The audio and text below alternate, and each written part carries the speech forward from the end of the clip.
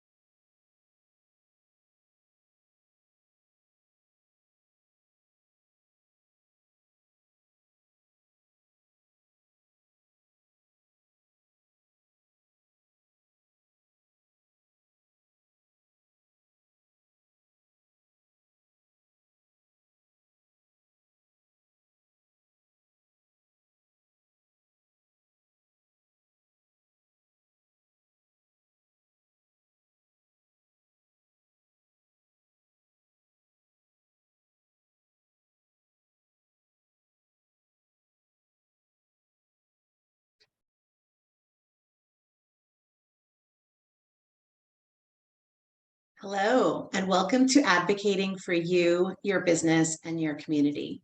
My name is Jen Earl, and I am NAWBO National CEO. Just last month, NAWBO and United We announced our partnership to educate women on how to make a positive impact and build skills that will benefit their communities and their businesses. Our partnership is all about educating and empowering women to effectively serve their local communities. Many of our NAWBO women business owners are servant leaders in addition to business leaders who want to positively impact their communities through commitments to public service, such as serving on boards and commissions. This is the first educational webinar as part of our partnership with United We. And together we are excited to empower women entrepreneurs to serve in economic, social, and political spheres of power worldwide with a unique focus on local civic leadership. I want to thank you for taking the time today to join us and for this important conversation. And now I'll pass it over to Wendy Doyle with United We. Thank you, Jen, for the introduction and for your leadership.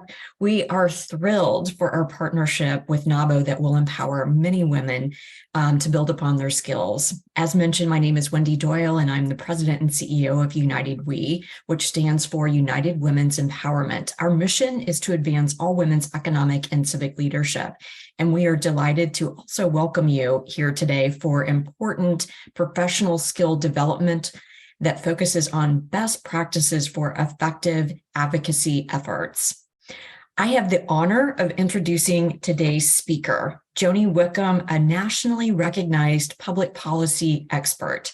Joni is the co-founder of Wickham James Strategies and Solutions, and she has a variety of public policy tools and experiences. Joni served recently as the chief of staff for former Kansas City Mayor Sly James for several years, changing the landscape and the impact of city's policies. She is also the author of a book called The Thin Line Between Cupcake and Bitch about navigating gender biases in politics and business. She has also worked with the American Federation of Teachers, Missouri Department of Transportation, and in the office of Missouri Secretary of State Robin Carnahan. Welcome, Joni, and we'll turn it over to you. Thank you, Wendy. I never get sick of hearing the title of that book. Thank you all for joining us today. I'm really excited to talk to you about a topic that's very near and dear to my heart, and that's effective advocacy. I want to start off by drawing your attention to the slide on your computer screen. And this slide, I think, is really helpful to socialize the concept of leadership and how advocacy is actually a form of leadership. I can't tell you how many women over the course of my career I've talked to about running for office or maybe raising their hand to serve on a board of commission. And they say, I don't think of myself as a leader. I think it's really common for women not to see ourselves that way. But if you look at this diagram, you see that advocacy is a form of leadership and it can take many shapes. So in this diagram, you'll see that the area that's up towards your ceiling is all about the effort and energy needed from a leader to create change. And then over to the other side, you'll see engagement and the extent to which leader changes attitudes and behaviors of others. And so there's three different models for what this advocacy framework could look like. Laissez-faire leadership. It may sound like it has a more negative connotation than it actually does, but this is more of a free market behavior type of leadership framework.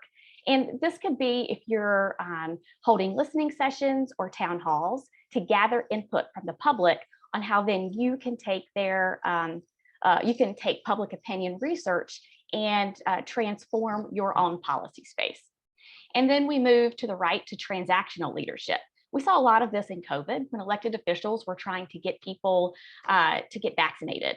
And so what they would do, sometimes you saw different nudging capabilities, and people would try to come up with ways to get people to go ahead and get that vaccine. They weren't necessarily focused on transforming their whole viewpoint of public health. It was much more transactional than that. It was all about just that vaccine.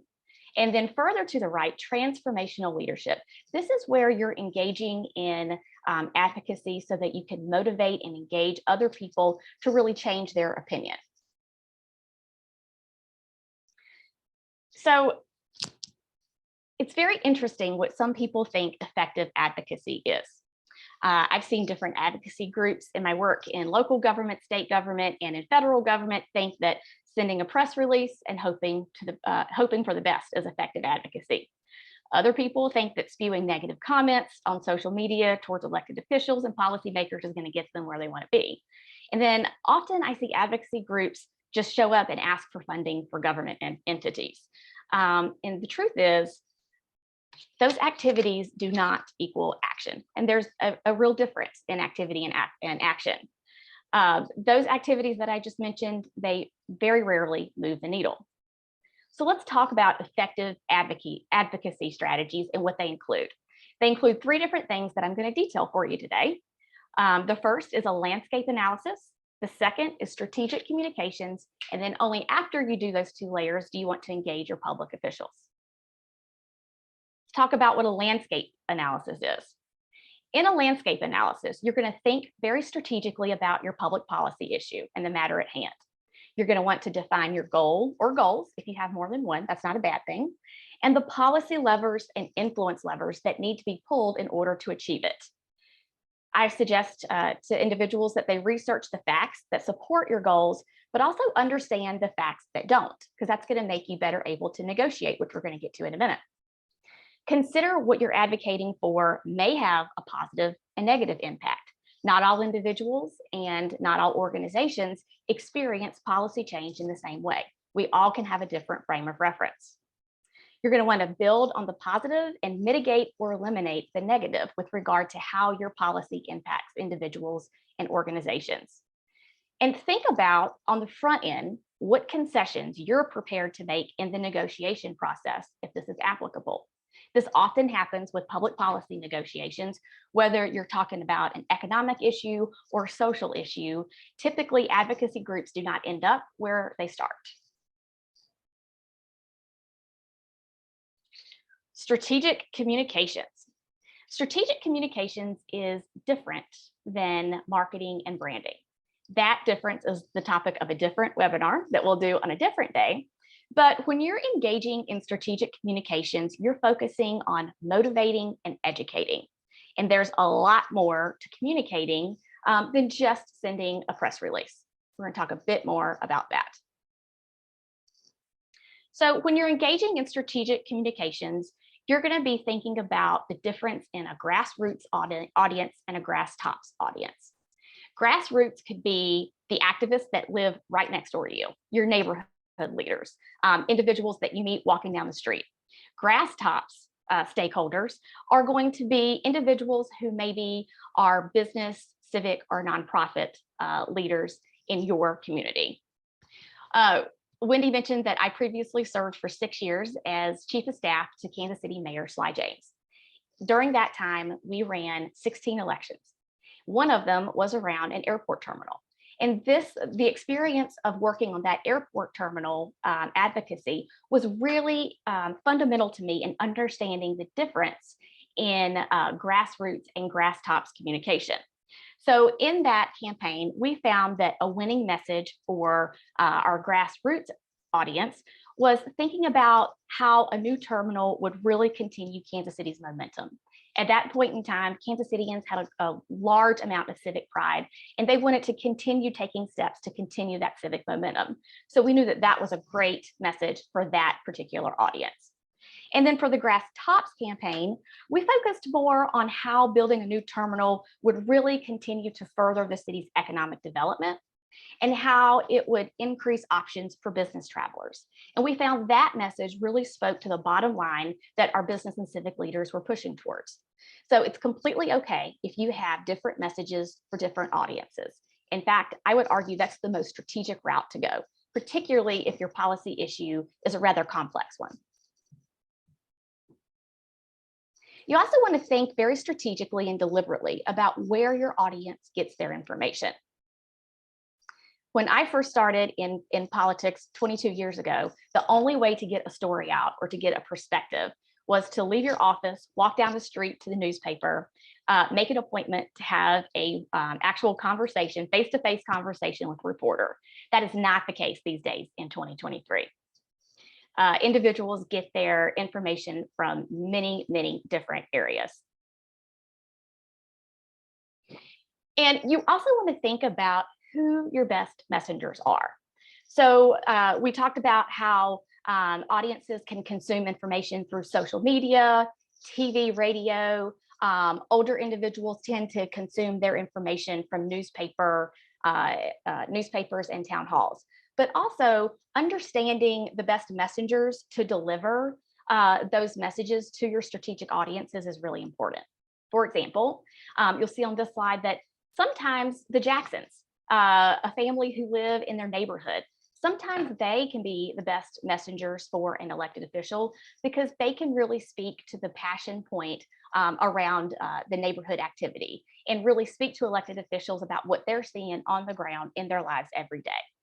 Other times, maybe a business owner is the most strategic messenger for the type of message that you're trying to get across to elected officials. And again, it is okay to have different messengers geared towards the audience that you're driving towards.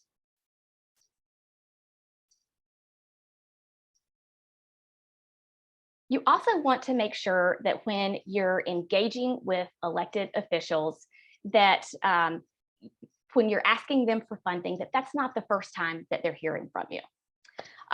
One of my favorite stories from our time at City Hall was when we had a infrastructure bond where we were going to spend $800 million over 10 years, which is a huge amount of money on infrastructure. And we had an advocacy group come to us who was focused on climate change. And their request was $25 million over 5 years. This is a huge sum of money in a city budget. And they wanted to start by spending money on milkweed. And at this time, I had no idea what milkweed was and the impact that milkweed had on climate change. So in communities where there's a lot of milkweed, there tends to be a lot of monarch butterflies. And so their message to us was, we need you to spend $25 million a year to ensure that we have a landscape that's safe for butterflies. And unfortunately, they hadn't done the work to explain to the elected officials in Kansas City what exactly, what the connection point was between milkweed, monarch butterflies, and climate change. Well, later down the road, we learned from them that communities that invest in milkweed have a higher monarch butterfly canopy, and monarch butterflies can help with the air pollution in the area. And so that's the policy lever they wanted to pull in order to achieve their climate change goals. So all this made perfectly good sense once we were able to have more direct and lengthy conversations. But showing up and asking for that large sum of money without that additional context was not helpful for us. You also want to think about how you communicate. There's a couple of organizational and communication theories that I want to underpin this discussion. Emotional intelligence is so important to consider when you're communicating to any audience, whether it be grass tops or grassroots. Emotional intelligence is the ability to recognize, understand, and manage the emotions of others, which includes influencing and building trust. You might have heard this referred to as people smarts, and has nothing to do with IQ. It actually has nothing to do with how smart you are. It's really your skills that you've developed to allow you to lead other people and manage their emotions. Active listening is extremely important for effective advocacy. Active listening is more difficult for a lot of us than you might think, because humans are geared towards listening so that they can form their response to whatever is being told. There's a large amount of research that suggests that attorneys are actually the world's worst at active listening, because in their profession, they're always listening to arguments in a way to come up with their retort to that argument. But communications experts suggest that we all should be better at active listening if we're going to be effective communicators and then activists. And you'll see on the right side of your screen some tips and tricks to make sure that you're being a good active listener. You're going to want to pay attention to what the other person is saying. And again, pay attention so that you can understand what they're saying and also maybe what they're not saying. Sometimes what people don't bring up in a conversation can really tell you a lot about what their position is. You also want to show that you're listening, whether that be through nonverbal cues or by providing feedback. Show that you're listening to the conversation at hand. You also want to defer judgment.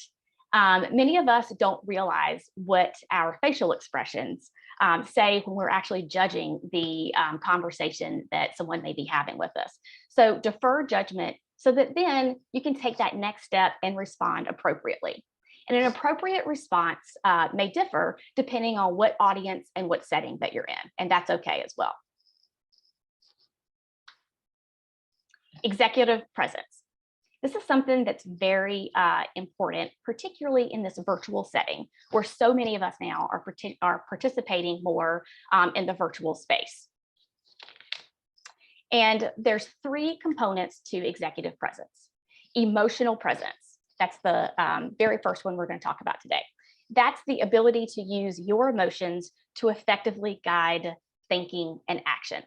So whereas emotional intelligence was managing other people's emotions, this is a different component where you're going to be able to manage your own emotions, perhaps in a contentious state of discussion.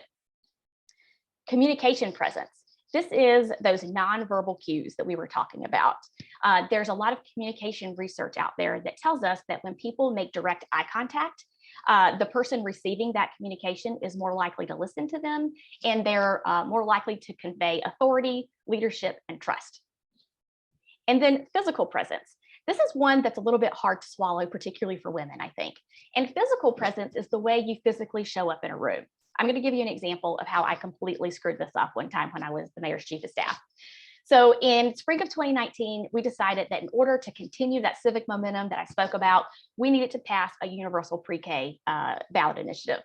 And this included a lot of town halls and listening sessions. So I left City Hall one day, 6 o'clock, had put in a full day's work, as I'm sure many of you did. And I was dressed in a business suit because that is what was most physically appropriate in that circumstance at City Hall. So I leave City Hall at 6 o'clock in my business suit that I had on all day. And I go to a town hall that we had organized that was in the basement of the church. And when I walked in, I saw probably 50 different working moms. Some of them had their kids, and they were all there seemingly ready to have this conversation with me. And after about 40 minutes of what felt like pulling teeth, I realized that I was getting nowhere with them. No one wanted to talk to me about their issues, and no one wanted to help identify how we could move that universal pre-K ballot initiative forward. And I couldn't figure out what I had done wrong. I was driving home at a stoplight, and I remember looking in my rearview mirror, and it hit me. I had walked into that space with a physical presence that was not appropriate for that moment. What I wish I had done was taken the time to put on my Converse and my leggings so that I looked like all the other working moms there. And then they would have, I think, been more vulnerable to share their experience with me. So while it can feel a bit negative to have to worry about your physical presence, it really is important when you're talking about communicating effectively and advocating effectively. So we've gone over a lot in a short amount of time, but I definitely wanted to make sure that we saved room for your questions. Happy to address any topics on executive presence, active listening, and how you can effectively engage with your elected officials.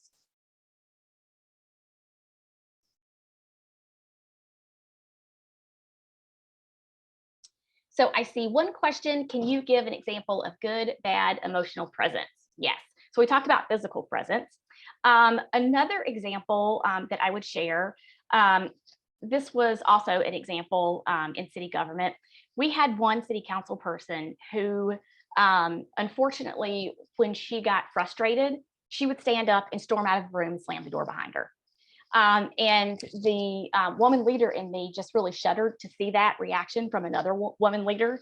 But it doesn't matter if you're a man or a woman, that is not a way any leader should respond to a contentious situation. And that's where emotional intelligence and being able to display emotional presence, managing your own emotions, is really important.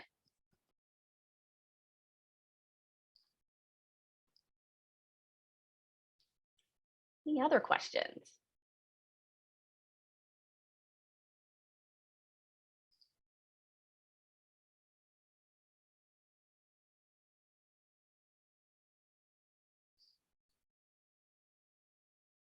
Don't be shy.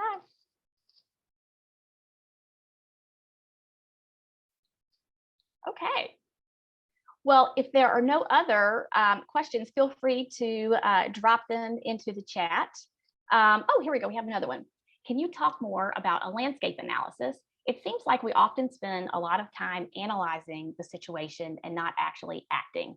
What is an appropriate balance? That's a really good question. So a landscape analysis is going to help you fully understand what is taking place in the space that you're wanting to act in. For example, when we were doing our pre-K ballot initiative, it was really important for us to understand what type of legislation that would have funded pre-K were taking place at the state level, because we didn't want to propose anything that was already being done, but we also didn't want to have blind spots to what was going on in the state level. So it is really important not to get into analysis paralysis, but you do have to take the time upfront to do a thorough landscape analysis to make sure that the actions that you're taking are effective and timely and appropriate. Hillary asks, do you have tips for effectively engaging elected officials when you only get a minute or two with them? This goes back to the importance of ensuring that your advocacy strategy is long-term. It's completely realistic to expect that if you are actually in front of an elected official that you won't have more than 5 minutes with them. That's why you're going to want to lay the groundwork with their staff. You're going to make sure that you've already educated the office as a whole to the extent that you can, so that you can save the ask for the time that you have that FaceTime with your elected official. Really good question. My friend Deanne is on and she says, how do we help our team learn this skill, emotional presence? Yes, it is very important. And it's something that I don't feel like you ever have all the emotional presence you're ever going to need. I think it's a journey. And one of the things that I think is most helpful, particularly for women, is to have a tribe of other leaders who can create that safe space for you to learn from them and the different journeys that they've taken, and how they have already maybe taken on some of the issues that you're striving towards, or maybe learn from their mistakes. I think that safe space is important.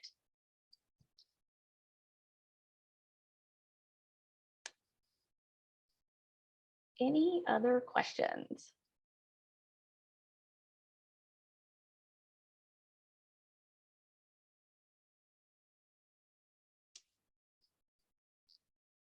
Okay. I think we have addressed all the questions in the chat. If I missed one of your questions, please feel free to reach out to a United We staffer, or my contact information is also in the, oh, we've got another question from Elle. How do you do more coalition building in your state, and what's your best practices? Great question. So I think coalition building is a great way to achieve results quicker and more effectively. And this is where that landscape analysis comes in. We can't make assumptions on what different organizations can bring to the table or what their goals are. So I think when you're doing coalition building, it's completely acceptable to cast a wide net, but to understand the different roles and responsibilities that each a member of that coalition can play. 15-minute timer on kitchen is ringing. Your 15-minute timer on kitchen is ringing. Any other questions?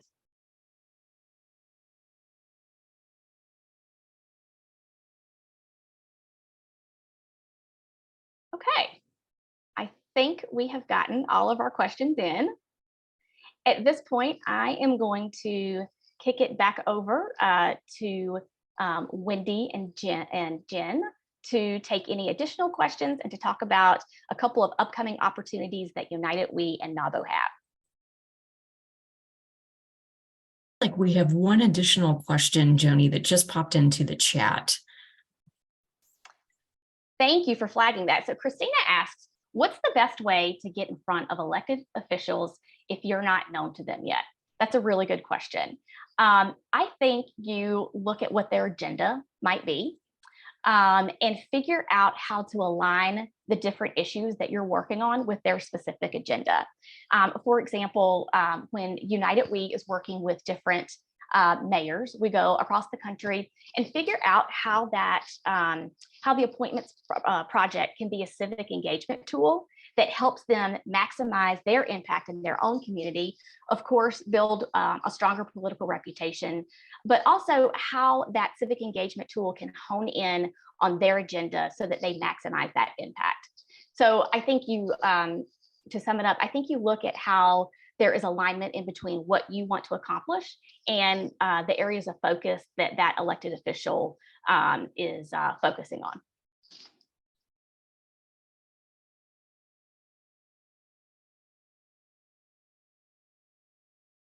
And we have another question from Hillary. Any strategies for overcoming identity politics? Good question. So I think one way to avoid identity politics is to make your issue as broadly applicable as possible. The different issues that I know NAWBO and United We focus on, occupational licensing, paid leave, entrepreneurship, those things transcend multiple identities. So I think focusing on how identity or focusing on how those issues are broadly applicable is a good way to kind of avoid the identity politics trap.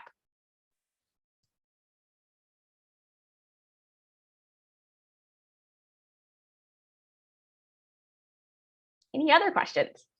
These are great questions.